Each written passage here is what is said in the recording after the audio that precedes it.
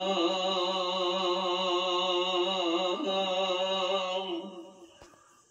মহামূঢ় গৃহবাসী সুখে সংগলয়া ভকতৰ তোমাৰ চৰিত্ৰ কথা শুনিলাতে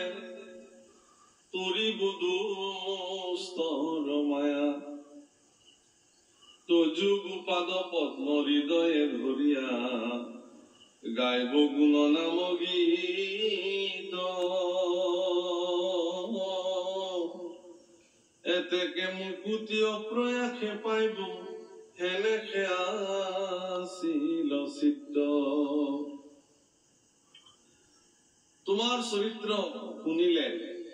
ভকতৰ সংগত আমি গৃহবাসী সুখে উদ্ধৱে কিন্তু আপোনালোক আমাক প্ৰতিনিধিত্ব কৰি কথাটো কৈছে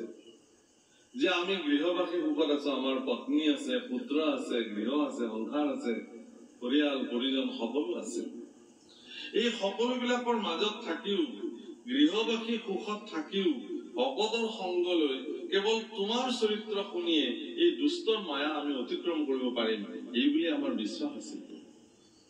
এই বিশ্বাসটো সকলোৰে থকাটো প্ৰয়োজন দৰকাৰ